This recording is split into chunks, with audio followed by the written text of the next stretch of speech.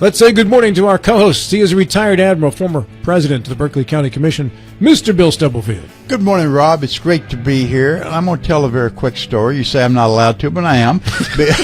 Before we got on, 8 seconds in, I've lost control of the show already. But new world's record. About 3 minutes before the show came on, Rob turned to Mike Height and said, "Mike, adjust the camera away from Bill." So put it on the wall, put it on anywhere, just get it away from Bill. I see that it hasn't stopped you from telling your first story of the day, however. I thought it was an appropriate story to start the day. Yes, it's very appropriate. Let's also say good morning to the Sarge. He is also the Badger, Delegate Michael Height. Good morning. It's great to be here. Having lots of fun this morning already. Back from the Emerald Isle, too, actually, Yes, right? yes. How did you enjoy your tour of Ireland? Oh, it was beautiful over there. Weather was great. It was a good trip. Yeah, you were there on business. We were, but, you know, you can't work every day. We worked. We were there, I guess, from Tuesday, Wednesday of last week, or the week before, until Tuesday of this week, and nobody works over the weekend, so we had Saturday and Sunday off. That's nice. What was your main meal? What did you like eating the most? It was my goal to only eat Irish food while I was over there, and I think I met that. I think my favorite meal, I had a Guinness stew over there that was just fabulous. So that was one of my favorites. And then I had something called bacon and cabbage, which was really, really good too. But it's not bacon, so I mean, the Irish are like Canadians; they don't know what the heck bacon is. So it's just like. It's ham. It's just ham. Ham and cabbage, that one I understand. Yes, yeah. Bill. And his first order of business coming back to state was to join us for a breakfast, a political breakfast yesterday, and at Bob Evans. So Mike did well yesterday. Yeah. Oh, welcome back. Good group. Yep. Yeah. Thank you. He and Norwood Bentley started agreeing on things, the opposite in the political spectrum. So. Once Norwood starts agreeing with Height, I think then Norwood needs to change. I thought they had to change. What did he tell you? He said, "Yeah, I have to rethink all of my positions." Our guest in this segment is the mayor of the city of Charlestown, Michael George. Mike, good morning. Thanks for coming in. Good morning. Thank you for the invite. It's nice to get out into the hinterlands out here. Yeah. So thank you for the invite. Appreciate you making the trip there this morning. You ever been to Ireland? No, it's one of my goals to get out to Ireland. Got a family history with Ireland. We got kicked out. My family wasn't very agreeable with the local government, so they kicked us out back in the 1600s, and we've never been back. I don't know how to spite or we're not welcome. I don't know. Yeah, you were telling me you were military and Brad traveled all over when he was a kid. Yep, I was born in Omaha, Nebraska, and Offutt Air Force Base, and moved a whole bunch of places: West Germany, New Jersey, Ohio, Pennsylvania. But spent a lot of time in New Jersey. That's where I went to high school. How did you wind up in West Virginia? Well, I went to college at Penn State. I got a degree in mineral economics and started to work for the U.S. Bureau of Mines down in D.C. So, as most young people that start working in D.C., you first live in D.C. for a little bit, and then you realize you don't want to live in D.C. And you keep slowly moving further and further away from D.C. And I kept going further and further away from D.C. and eventually ended out here in West Virginia. And also my job moved to Reston, so it was a little easier to get down to. But And then you eventually ran for city council in Charlestown. What brought that move about? Well, I was complaining about things, and people are like, well, if you complain about it, you got to do something about That's it. right. When back in that day, I was in the city limits, but I was paying county water and sewer, even though it was going to the city wastewater treatment plant. I was paying more than a city resident would normally.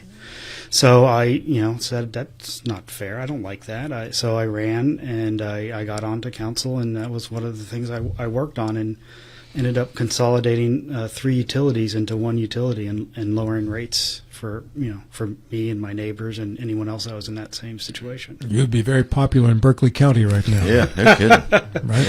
Yeah. Yes. And then you ultimately decided to run for mayor recently. Yeah, people have been talking to me for years to run for mayor, and I kept saying, no, I don't have time. I don't have, the energy to do it. And they wore me down, and and I saw things coming that I was concerned about, that I wanted to continue, or new things I wanted to see done. So again, if no one's going to do it, I'm going to step up and get it done. What were some of those issues? Just some revitalization of the downtown. We have vacant buildings that have been sitting for years. I just want to get those moved along. It seems that everything in the government takes forever. We're not efficient by design. And we have trails that we're trying to get done, and a new pool I want to get that done. So there's a lot. We have a lot of projects going on right now that I don't want to see kind of linger and fail. What will happen to the buildings that the Jefferson County Commission was using now, since they've moved into the old APIS buildings? The old buildings, I presume, are empty. Well, actually, they haven't moved over yet. They're still in those buildings right now. I don't know what's going to happen with those buildings. They've asked the city several times to purchase them, and I've told them several times that we don't have the budget and we don't have the manpower. That's the one thing that I think people don't realize. If we buy those buildings, we're responsible for those buildings and have to maintain them and have to, do stuff with them. If we're going to sell them, we have to, go out there and do a lot of work. I have a staff of 20 people. If you take away my police, I have 20 staff members, and most of them are in, yard maintenance and street maintenance. So I don't have a lot of staff to take on that big of a project. We have at least 10 other projects we're working on right now, and it's just not something we can lift. We could help, but we can't be the point on it. Are the historical buildings? I believe almost all of them are contributing. I think there may be one that's questionable, but yeah, they're all historic buildings. All historic. So they're all in the historic district. So that puts all sorts of restrictions on what you can do with it. So. Correct. You can do tax credits, and we did that with Charles Washington Hall many years ago. But I'll have to tell you, being a government agency and using historic tax credits it's not easy. It's a lot of extra work because we don't pay taxes. So to get a tax credit, we kind of have to go out in the open market and sell the tax credits to a private investor. So that's just another thing you have to do. And it involves, having more lawyers and such. Oh, I was not aware of that. Did you know that, Mike? No, I did not know that. I didn't know you could sell them.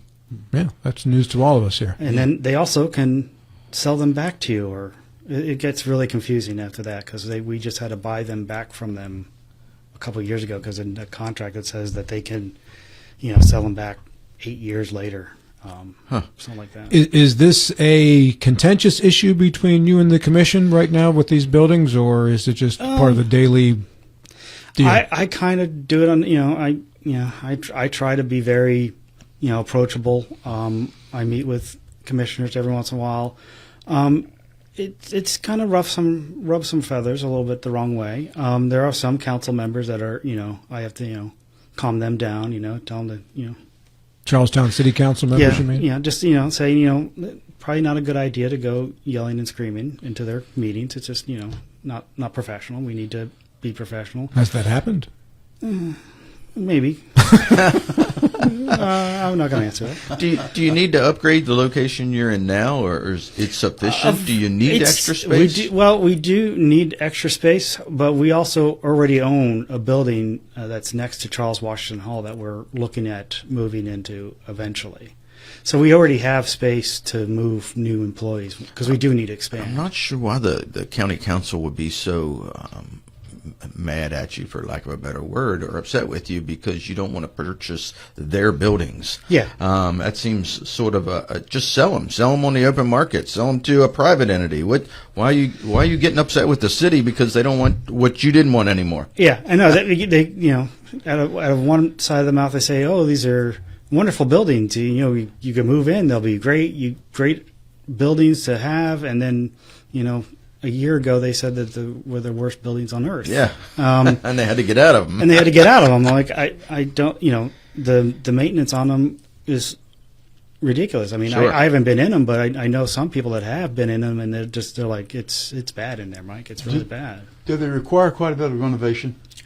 Yeah, they would require a lot of renovation. I'm trying to get a consultant in there just so I could see what an investor would see, so Now- I could maybe help market it to a buyer somewhere. Is the county prepared to give you the buildings, or are they going to sell you the buildings? Oh, they want to sell us the buildings. Yeah. It's have come up in our conversations about it, and we have actually said even if they want to give them to us, we just don't have the manpower to manage it. It's going to cost a lot of money to get them anywhere near up to code, because right now they're all out of code. And is it a historic district that complicates the sale and renovation, does it not? Yes, it does, because anything on the outside has to be done through the Historic Landmark Commission. Yeah. Michael George is the mayor of Charlestown. He is our guest here on the program. First time making an appearance on the show. We Yes. certainly appreciate you making the drive in to come in person. Hopefully not the last. No, sir. Not unless you leave office tomorrow. Well, I don't think you have plans on doing that, do you? No, I do not. I've always been intrigued by the fact that you have two cities that are like butted up right against each other with Charlestown and Ranson, and it just sort of never made sense to me why you have two separate cities, the city governments and everything, it's right next to each other. What is the relationship like with the Ranson City Council, Ranson Mayor, and the Charlestown? It ebbs and flows. There have been years where we've been really close, and there have been years where we, wanted to strangle each other, just like brothers, Sure. Right now, I say we're pretty good. We talk to each other. I meet with Mayor Suits every once in a while. We have different opinions. Different, ideologies of how to, what our cities are. Their city is a heavy commercial, which. I wish I had some more commercial, and I'm trying, but, Sure.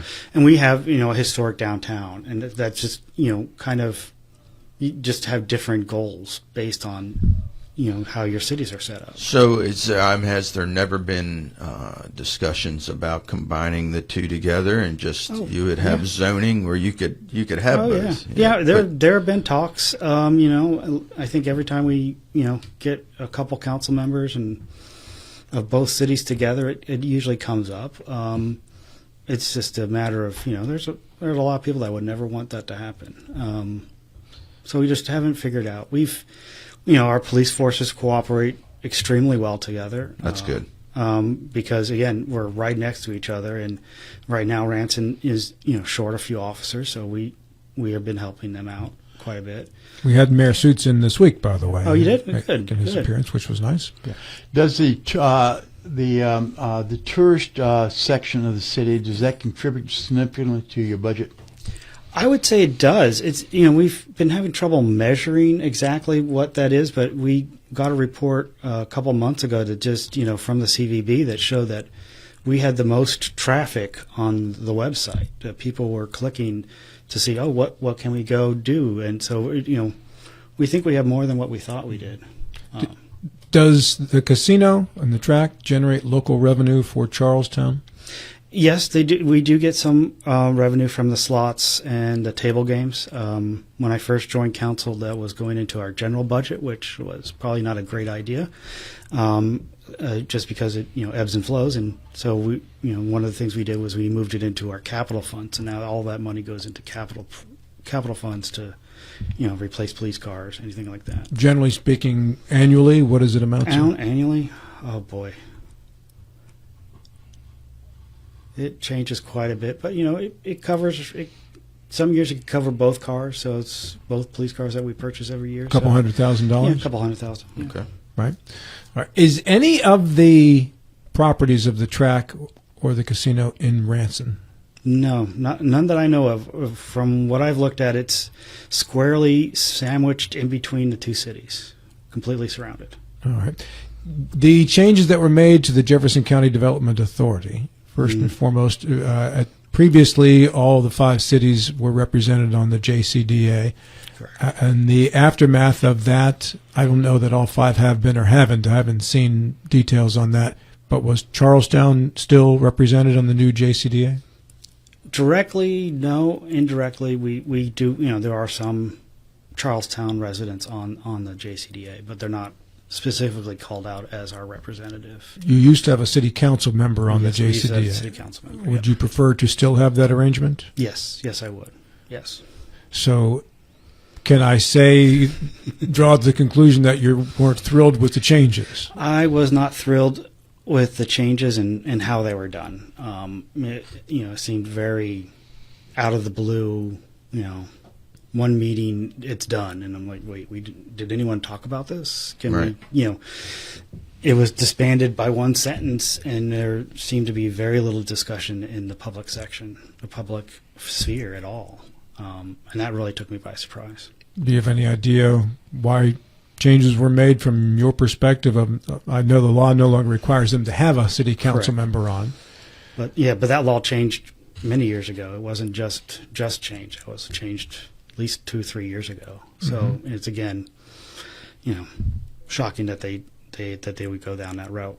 Without even giving me a heads up or chatting. We chatted with each other beforehand, and that didn't come up. Do you have your own development authority in the city of Charlestown? Not really. We have our community developer, and we have our assistant city manager, which does some of that. But we don't have that much staff to make a committee.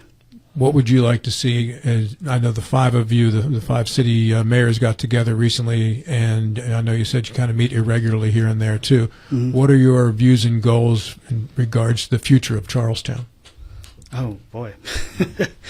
Well, I want to get the downtown, settled better, get more restaurants open downtown, get the sidewalks better, just making it look better, more welcoming. Paths, sidewalks, parks, just make it a better livable area. I mean, right now it's really good. I just want to keep going with what we have going. And then I also would like to look at our outer wards that don't have much economic development out there, but we have a lot of zoned commercial land out there that a lot of developers are coming in and asking us to rezone it, residential housing. I want to, I've been fighting that, and I want to try to get something out there. And some of the outer wards have nothing that generates any revenue, or I have to go, drive all the way through Walmart to get my groceries, or Martin's to get groceries. It'd be nice if we had a grocery store on the other side of town. Are you getting much growth pressure then from developers to build more housing? Yeah, lots more housing. Every day it seems like we're talking to another developer, and getting more pressure to put up mixed use housing. When you get with the other mayors, I gather you share goals and share views, what you like to do. Do you take it the next step forward that you provide a unified front for a specific purpose? We only had the one meeting so far, but our next meeting, I believe we are coming back with we're going to talk to Shelley Moore Capito. We're trying to approach her to meet with her as 5 cities. So with any specific thing in mind? Probably earmarks. There's a few other things in there, but this year wasn't a very good earmark year for the Panhandle. So we're just want to make sure that we get represented. And can I take it from what you said earlier? There is the relationship with the county is a little flinty. Mm-hmm. Yeah. Okay. Yeah, and it was one of my goals when running that I wanted to reach across the aisle and talk to them and try to engage with them more. And I had been doing it. I'd say last couple of weeks I've not been as active doing that. Pasha put in the op-ed letter in the Spirit, which again didn't go over well with me. So What was the content of that? essentially pressuring the city to buy the buildings again. Yeah. And I don't know how many times I told them that Yeah. we're not buying the buildings. It's Yeah, just put them on the market and sell them. I don't know why are you pressuring the city. and they said that they're going to send a letter to the city, asking us whether we wanted to buy them or not. I've yet to see that letter, and it's been 3 weeks. So it's just been bizarre. With growth, and we have a lot of growth over here in Berkeley and Martinsburg as well. And one of the things we struggle with over here is infrastructure, keeping up with that growth. How do you feel like Jefferson County and Charlestown in particular is keeping up with the infrastructure and the growth? Oh, it's a challenge. I'm sure everyone here knows probably that working with the state to get new roads or expansion on roads is challenging. Sure. Just give me a second. Do you manage your own roads, or is that part of We the do have city roads, but again, then most of our major roads that cut through our city are state roads. State roads. So that just adds another level of difficulty. I say we're hanging in there right now, but it could get dicey soon. Do you see any major infrastructure projects that need to happen over the next 5-10 years that you need to start pushing? I've been pushing for one for 6 years and haven't got it yet. So it's a circle. I thought they liked circles, but Traffic circle? Where at? it's the intersection of George Street or 115 and Hillside Drive. It's been in the plans forever. I don't even know when it first got, and they put money towards it, but they repaved the road this year, and I'm like, wait, I thought you were putting a circle there. So you just repaved it to put a circle. So maybe that means they are putting a circle there. That maybe next year. But there's a lot of our intersections are getting quite dangerous. And I know the state comes back and says it's driver error, but I'm like, well, we need to do something to alert people. The current governor's a Jefferson County native, and maybe you can approach him and say, hey, Need to know. Hey, there's a comment from Commissioner Kara Keys in our Facebook viewership section, Mayor, that says that the city doesn't want the county to sell the buildings at all, is essentially what it says. They don't want us selling them either. No, I wouldn't say that has been misconstrued. We don't want them not sold. We just want to try to find the best person to develop them. We don't want them to turn into, no offense to lawyers, but lawyer offices on the first floor. That's not what we need. We need more retail on the first floor. And we're open for anyone to come develop them, yes. And Mara Bowserman, who's on the new JCDA, said, can you explain what your solution and vision for the 100 block of Washington is? And I've got 1 minute for your answer, by the way. Jeez. What is my ideal solution? Oh, well, to find a big redeveloper that does historic redevelopment to go in there and completely gut the inside of these buildings and refurbish them into something that we can use. I would love to have a restaurant or shops on the first floor that mimic the rest of the downtown and have apartments above it. That would be, again, my ideal solution. Mr. Mayor, appreciate your visit. I hope we can get you back again as well. Sure. Appreciate you making the drive. Michael George, and we appreciate that once again.